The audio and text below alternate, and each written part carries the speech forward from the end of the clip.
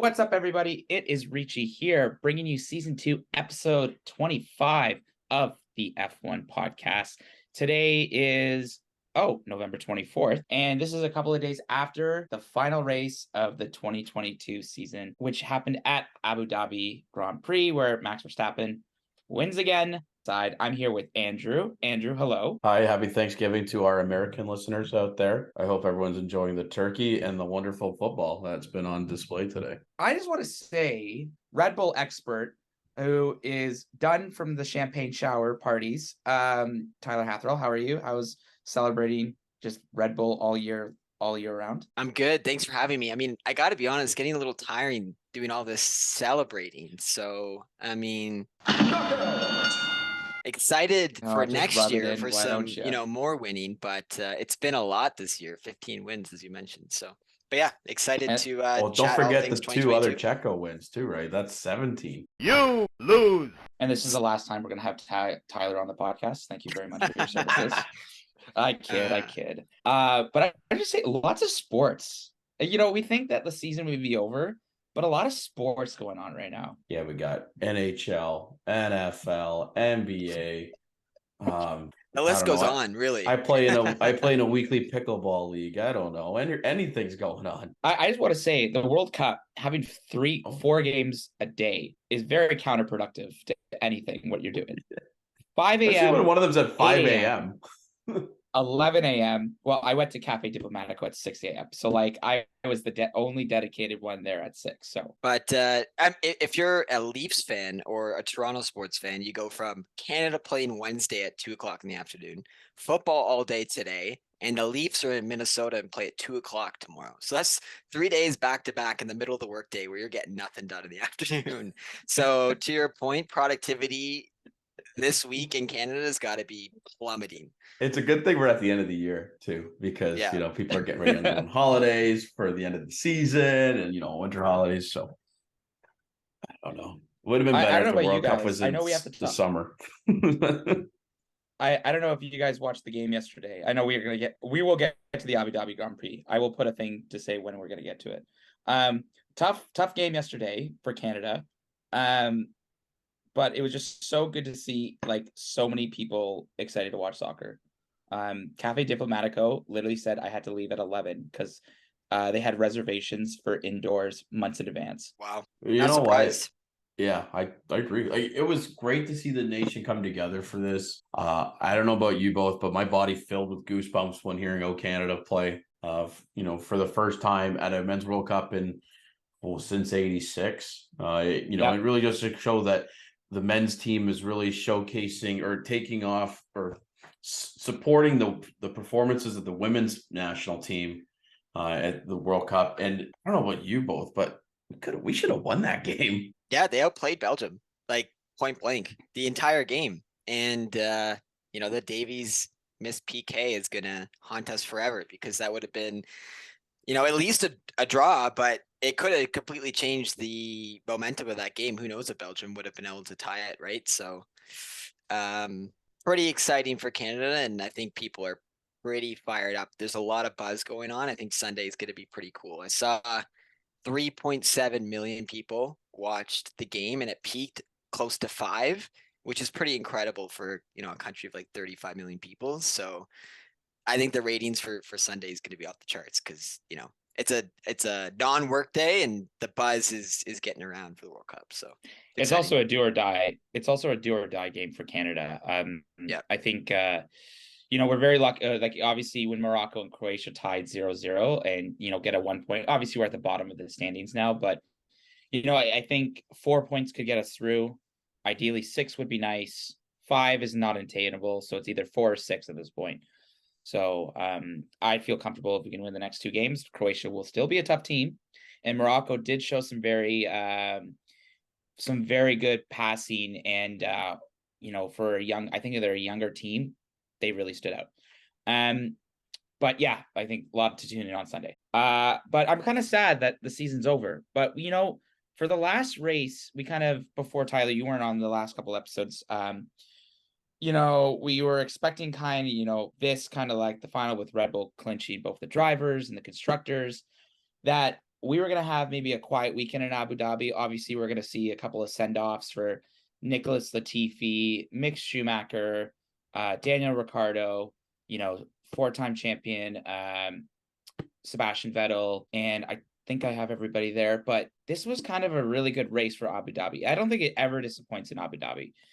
And I guess I'll open up to both of you. What was kind of like some of the highlights that you saw this weekend? I think the start for me would that, Ferrari were able to figure out a one-stop strategy. It came down to the last lap, but they were able to hold off with the pitting for hards too. Yeah, and the funny thing about that, it's a bit too little, too late for Ferrari to get their strategy together, but it's also funny just seeing how much discourse there is online giving credit to Ferrari for their great strategy when the great strategy resulted in P2. They didn't even win the race.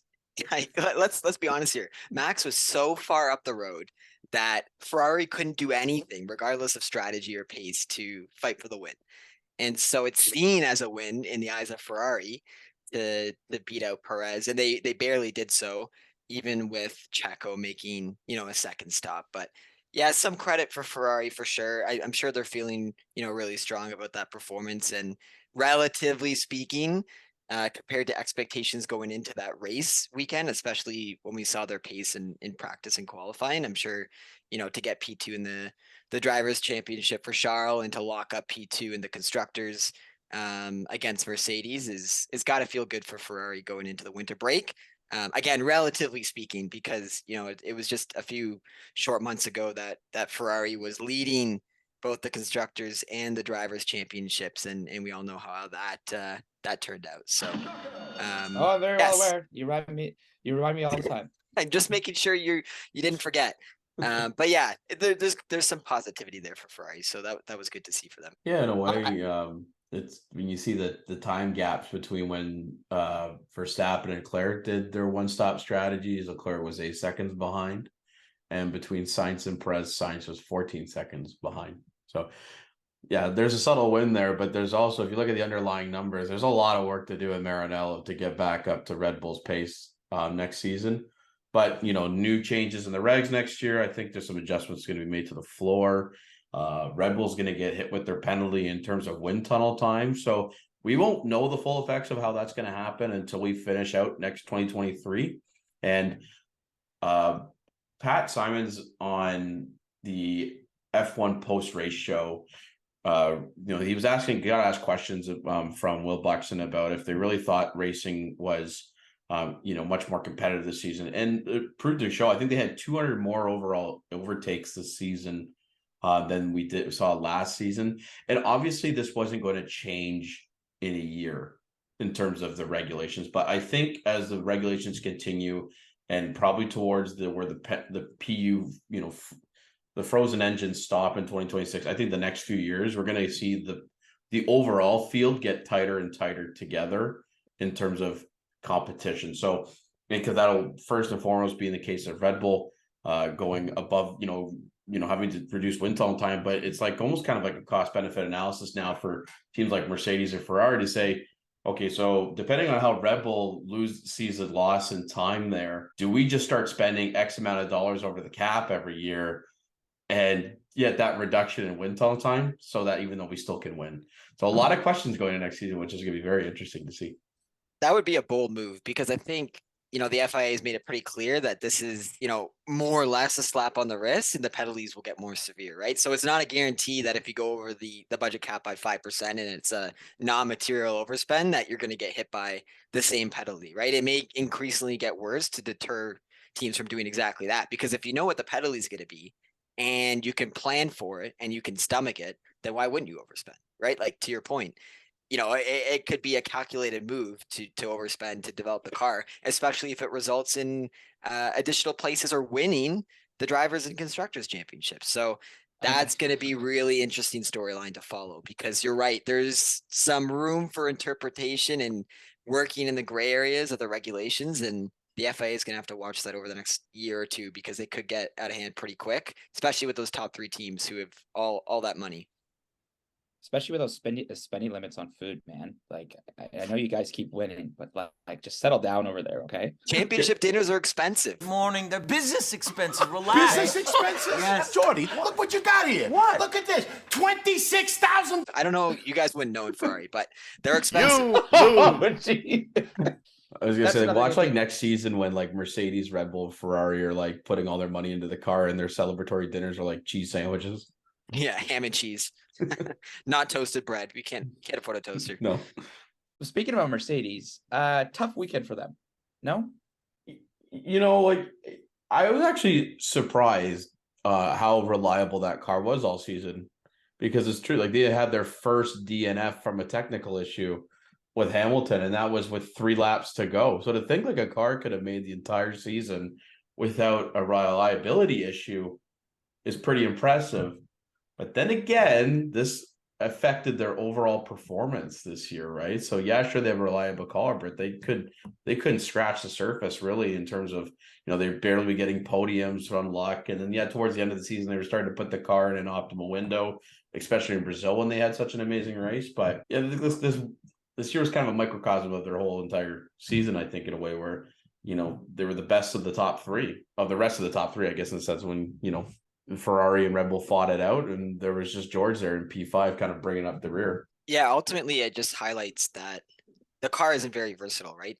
We know what conditions, and you kind of alluded to it, Andrew, that the operating window for the Merc is so small. It's razor thin. So, on a weekend where they can nail it and put the car on the limit like they did in Brazil, they have a car that could fight for the win. It's a competitive package, but at the end of the day, a track like Abu Dhabi, which is 2 massively long straights separated by a chicane where you need to have a low drag setup. We know Mercedes doesn't have that, and a cool track. The track temperature drops significantly because it's a night race. And when you compare that to Brazil, where it's much easier to generate heat in your tires and keep them in that optimal window, and Mercedes took advantage of that, it's sharp contrast to what they saw in Abu Dhabi. So in a lot of ways, it's pretty predictable, and it's also indicative of the car that they developed, where it's not very versatile. Like, we saw the Ferraris or the Red Bulls where they could show up at any track and pretty much be competitive. So that's going to be something that they're going to have to figure out, is how do we sacrifice maybe a little bit of aero performance, less downforce, and come up with a car that's a little bit less draggy so they can compete at some of these circuits. Because if not, then it's going to be more of the same next year, where they'll have, some competitive races, but there'll be some times where they're just clearly off the pace. So speaking about next year for Mercedes, I think one thing, a question's going to have to go back to them is, who's going to be their number 1 driver for next year? Because this is the first time that Lewis Hamilton has been outscored by his driver partner for, oh gosh, I don't even know how many years, at least since 2016 with Nico Rosberg winning the championship. So obviously, context, Russell scored 275 points this year, and Hamilton came 6th at 240. And so obviously the team is going to have to make a decision of who they are going to focus their future on. And I don't know if Lewis Hamilton's contract comes at the end of this year, but if they want to be able to jump Ferrari or make more competitive, like, who do they put the focus on going into next year? I don't think there is going to be a focus, to be honest. If there is going to be one, there's no question it's going to be Lewis. That's still his team. He runs the show there. We all know that. And it's, one quick phone call away to Toto or, Daimler, who's the parent company that owns Mercedes AMG, away from Lewis running that team, right? So I think if there's going to be a power struggle, Lewis is going to come out on top. But I think, as we saw this year, Toto's going to let them race. I don't think he's going to have a number 1. I think at the end of the day, they're going to let them race wheel to wheel. Maybe a different situation if they're fighting for a championship. It's much easier to let them race when you're fighting for P5 and P6 because the stakes just aren't as high. But that's going to be interesting dynamic for them to sort out next year. I think another thing to remember as well, as it relates to Russell outscoring Hamilton is I think Lewis was much more willing to take those experimental setups with the car and really push the limit that way earlier in the season. And that's why we saw him really struggle in some of those earlier races where Russell was consistently P3, P4, P5. I think he had a stretch of 7 or 8 races to start the year where he finished no lower than P5, where Hamilton was really struggling and sometimes he was falling outside the top 10. Imola comes to mind as a race where he got stuck in that DRS train, was really struggling. And a lot of that comes down to being a little bit more willing to push the limit as it relates to experimental setups when they were trying to find, what the maximum potential was of the W13 at that time. So we'll see. I have a lot of faith in Hamilton being able to really take it to George next year. But in terms of whether there's going to be another number one, I think Hodo has shown that he's not really going to go that route. I agree, Ty. I think especially when you have a race or driver like Hamilton who's won 7 World Drivers' Championships and would push for the illustrious 8th, right? Going, to a height that no other driver has been able to do so in their career. I think they would push Hamilton because truthfully, George is going to be a Mercedes man for, the majority of his career. Kind of like how Max is going to be a Red Bull guy for, majority, if not his entire career. So I think George is, if there's going to be some growing pains at Mercedes, of course he's going to have to go through the gauntlet a little bit and maybe have to help out Hamilton get to his 8th. But I think this year was a good, in a way that they are better connected with each other, or they're more tight with each other than I think, Lewis was say Nico back in 2016, right? That was just such a chaotic relationship. And I think, Hamilton's learned from that and he's been able to employ those kind of teammate skills with Valtteri. And then he's trying to carry that over to George. And I think George has been open for that as well, because it's all, in terms of his growth. He's still a very young driver. So yeah, I think the time that Hamilton gets number 8, he'll be the number 1. And then after that, I think they'll just let them race at that point. Yeah, it'll be interesting to see how that personally plays out. I don't know, but we've seen this year that sometimes George is not afraid to kind of push the buttons and say, I don't know if I really agree with that. And even with when he was at Williams, he definitely, when he was driving, even though it was obviously not as good as a car as Mercedes, he was not afraid to take some risks. And everyone remembers Imola, where the collision with Bottas, and he literally went up and told him straight up what he thought.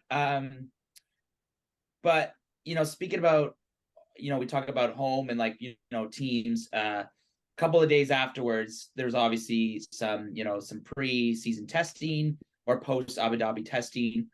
We got a little bit of a homecoming story. Daniel Ricciardo is going back to Red Bull as a reserve driver. Interesting to see how this is going to play out. But from the photos that Christian Horner took, actually, we'll obviously get to Vettel because I know that's some topics of from the race. But it was, I'm wondering what we think of him going back, because a lot of the post race they discussed about how does somebody go from being driver to a reserve driver, and thinking that's going to be good for you because reserve driver, you get in the car a couple of times of the year for racing. Obviously we've kind of talked about this on the pod that maybe this is what Daniel Ricciardo needs for him mentally, but do you think he'll be kind of shadowed if Red Bull has another good year and he can't really soak it up? Because you don't really get much of a reward if you're a reserve driver if you win, no? It's a bit of a risky play, I think, but in a lot of ways, maybe it's calculated in the sense that his alternative is, leave the paddock altogether, go to IndyCar, go do DTM, endurance racing, go to Le Mans and race the 24 hours, something like that. But then you're out of the paddock. And once you're out of the circle, it's really difficult to get back in. And it seems pretty clear that Ricciardo wants to be on the grid again. But option B is take a seat at Haas. And it sounds like he wasn't interested in, a downgrade to midfield, back of the grid type of car. And it was interesting because Gunter Steiner was on Beyond the Grid with Tom Clarkson a few days ago. after Abu Dhabi, and he said that he never spoke to Ricciardo. Ricciardo never even reached out to gauge interest with Haas, which is really interesting. So clearly that was never an option for him. And what, taking a reserve role at a top team does is it keeps you in the paddock. It keeps you at the front of the paddock. And it just kind of gives you some flexibility to kind of kick the can down the road and give yourself some options a year from now when, maybe, certain drivers struggle, teams are looking for replacements, and Ricciardo looks a lot more attractive coming out of a reserve role at Red Bull than he would if he's, consistently finishing in the teens or out of the points in a Haas or like he was with McLaren. So, it's going to be interesting to see how the way it plays out. We've seen before where drivers have taken reserve roles and gotten back onto the grid. Esteban Ocon's a really great example of that with Alpine. He was a reserve driver for 2 years and then got back on the grid. We've seen Alex Albon do the same thing at the very team that Ricciardo's going to be reserve driver with. So we'll see. It's going to be really interesting to see if Danny Rick actually ends up back on the grid at some point. But as a Red Bull fan, I'm happy that he's chosen a reserve role with Red Bull because, it can only be positive because the energy and the chemistry he has a great relationship with Max and the team, obviously he's very familiar with. So from that regard, it's going to be, really positive for that team. Whether it works out for Ricciardo, we'll see. And I know with the Albon situation, wait a year, right? Spot opened up at Williams, go from there. If Danny Rick wants to stay in F1, he's going to have to become open to driving for the bottom to midfield teams because I'm sorry to say, man, but you're not the driver that you once were. Unfortunately, it's tough saying that, but because how charismatic and how much he's loved in the paddock, but it didn't. I don't know if it was maybe car ideology, but he didn't fit with McLaren. Didn't really fit with Renault. And he did towards that end of his career with Renault in terms of getting a couple podiums for the team.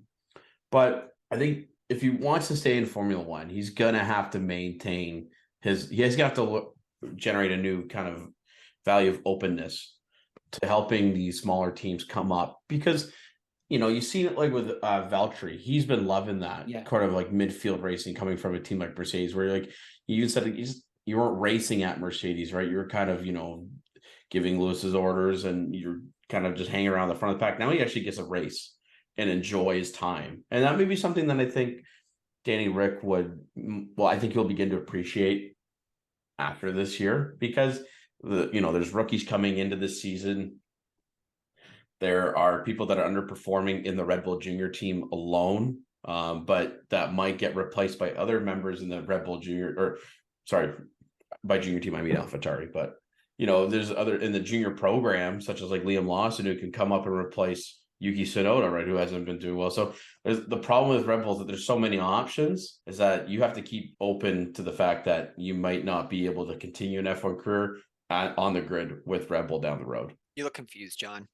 Enlighten us. Yeah. Sorry. I know we don't do video. I don't know. I just kind of see, I think that in the end of the day, it's what Ricciardo wants to do.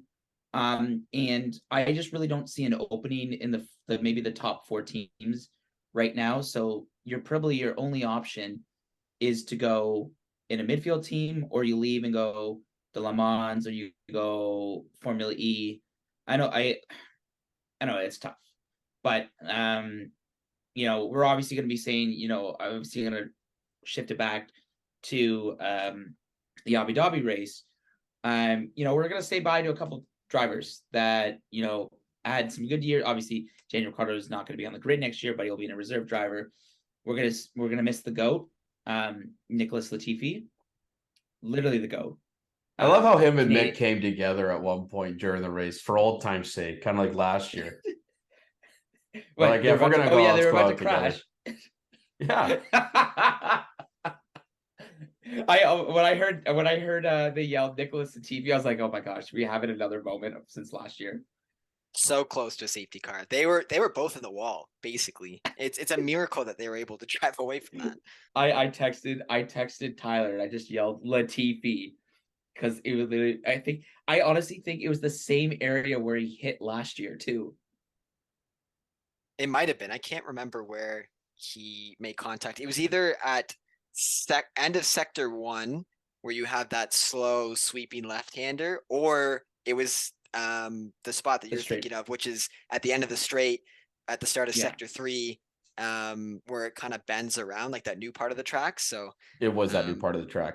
Was it? Yeah. Okay. Yeah, because I think Mick came and tagged him when they were going through the turn. Mick came and tagged him behind, and they both figured, well, we're not going to be allowed to do donuts after the race. So let's do it during the race. That is so sad.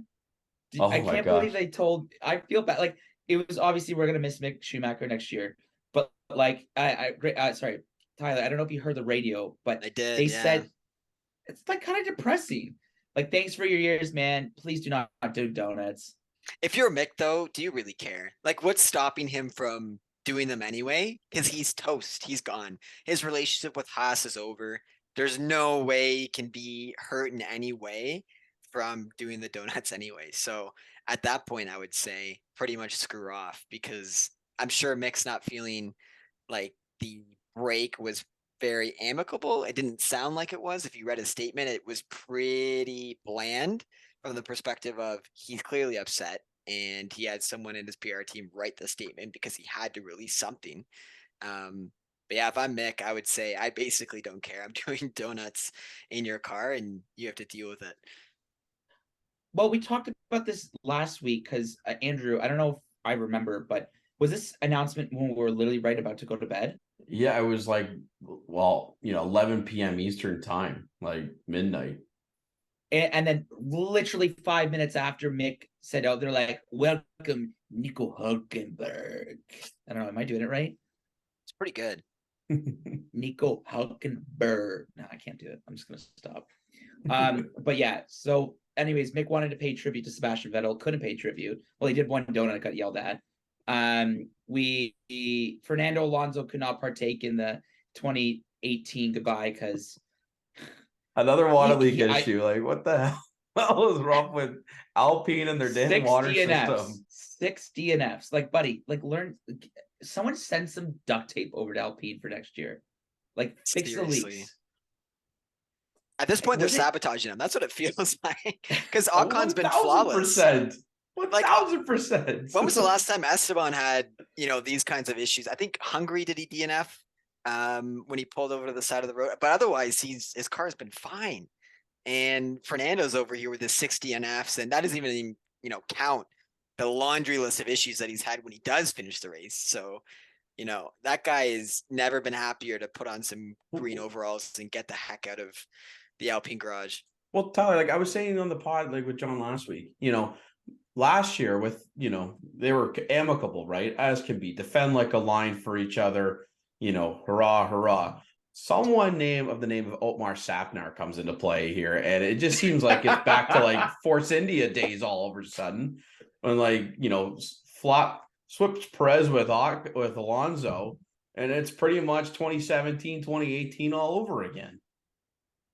Yeah, a bit of a mess. Like, seriously, like they got some things to figure out for next year if these issues were legitimate, which I'm sure they were.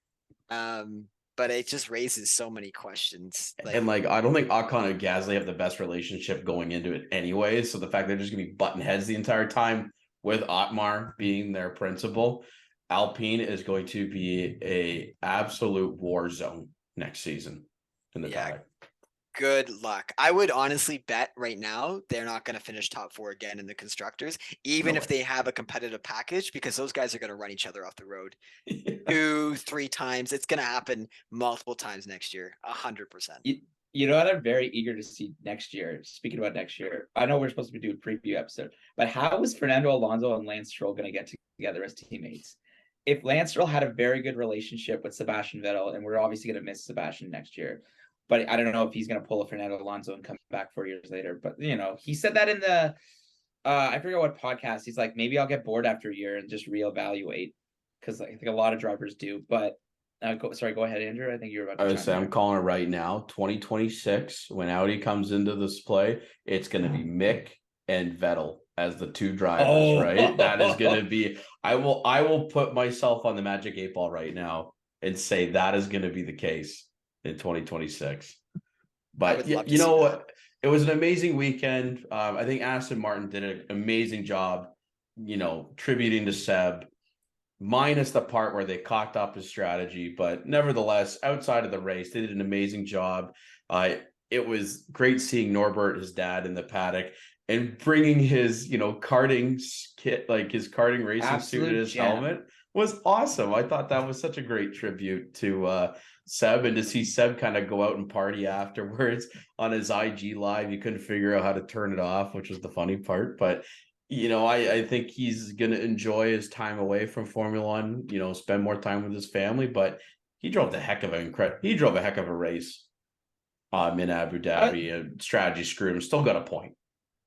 Yeah, too bad that he couldn't finish up higher. And, even like Red Bull, like Christian Horner went and partied with Vettel. There were some photos of them surfacing, them celebrating afterwards. And yeah, watching that live stream, I don't know how many Peronis did Vettel have there. I could have lost count. Yeah, it's gonna be tough not seeing him, especially just how in the last 2 years with obviously him being at Aston Martin, like a lot of fans really like went to him as like kind of, and he gave a lot of great parting words when he left. And yeah, I'm curious to see if Drive Survive spent the last race with Vettel, but I wonder how they're going to portray him in this year's season. Yeah, Drive to Survive is going to be in a bit of trouble. They're going to need some characters going forward because no Danny Rick, no Seb anymore, who's always, good for a quote, one of the most well-spoken, articulate, individuals on the grid. No go Tiffy. I mean, let's face it, that guy is got personality coming out everywhere. So we'll see. We'll see. Yeah, the guy likes Nutella, so it's a big deal for Nick Latifi. No, but we'll see. It'll be interesting in a lot of ways to get to know a lot of the personalities of some of the other drivers on the grid. With so many new faces coming in, we'll see. I wonder if they finally were able to go to Pierre Gasly's house with Yuki and the crew. I don't know if you saw that, but like apparently for the longest time, Pierre Gasly will not hang out with Yuki at his place. And finally at the last race, he's like, we can hang out together. I saw it because Yuki's did a tour of his place in Maranello last year on Drive to Survive, and it was disgusting. It was gross. He had laundry everywhere. It was in the bathroom. It was in the kitchen, on the floor. I don't know how that guy lives like that. I mean, to be fair, he's probably not there that much with all the travel that he does, but that was rough. I don't blame Pierre for not wanting to go because I wouldn't either. But no, you know what? Great way to end the season. Brings a lot of questions up in terms of, assuming if Ferrari can get the strategy right. Last season they had the pace to beat Perez P3. What's that going to be? What's that going to be bold for next season? How is Mercedes going to handle the fact that there's reports saying that they don't understand the full quirks of the W13? So are you going to develop your car for next year? You don't fully understand your car for this year. And Red Bull with the penalties in terms of the aerodynamics or the wind tunnel time. I don't know. Lots to play for next season. I'm excited to see. Unfortunately, it's going to come in 100 days, but nevertheless, I thought this race was a great way to end the year. Vettel didn't crash out. He was able to do his donuts on the grid. And then they were able to celebrate after the race. And I don't know. It's going to be sad not having to just, wake up on a Sunday for the next 100 days and be able to watch a race at 8 a.m. But the good thing is Tyler, I don't know if you heard this, but Andrew and Erica obviously couldn't make it today's episode. She sends her regrets, but we have some planned things. We're going to obviously do our full season review. I think either there's going to be this week or next week. We're just going to stay tuned that. And then we're going to do an edition of one of our favorite shows, The Office, The Dundies. We have to still figure out the name. We got to have some awards to give out. Not only because I won fantasy, but we got to figure out some awards. So if you have, we're going to say this to the fans, if you have an award recommendation that we can give to people, give to the drivers or anybody in the grid, put it in the comment section below. Like, who surprised you, or some like fun awards? Who was the best dressed? Who just didn't care at all? Who do you think had the most expensive hotel bill or most expensive dinner? Send it over. Like, let's have some fun with this. on that note, sorry. On that note, we're wrapping up here. This is episode 25. Yeah, 25 episodes. Big season. Big season. And we obviously have got a couple episodes to go. Be kind of interesting to see what some feedback comes out of the post-testing out of Abu Dhabi in these couple of days. We just got to maybe dig a little bit more into that. But yeah, stay tuned to our social media channels. As always, Tyler, thanks for coming on the episode this week. Andrew, always a pleasure. Got a lot of exciting stuff to talk about in the year-end review, and some curious to see with what we said with some of our predictions. And I can tell you, I'm already wrong on a lot of them. Likewise. Maybe we should have Tyler come in as like the the arbitrator, where you could just like look at both and be like, you guys all need to stop. Yeah, I would love that. I'll come on and rip the predictions apart. That sounds great. Be like the F1 podcast roast. Yeah, exactly. That'd be a great idea. Exactly. Well, Tyler, thank you so much for joining us today on the podcast. Yes, season 2, episode 25. Season 2 is, again, not over yet. We still got a few episodes coming on, but thank you so much, everybody, for listening on today's podcast. Please follow us on Instagram at f1.podcast. Follow us on at Spotify or Apple Podcasts, as well as Ricci's YouTube page. Like and subscribe there. But until next time, congratulations again to Max Verstappen and Red Bull Racing for their dominant 2022 season. And we shall see how the new regulations, how the new teams, and how the new driver dynamics will affect the grid in 2023. Thank you for listening. Have a great day.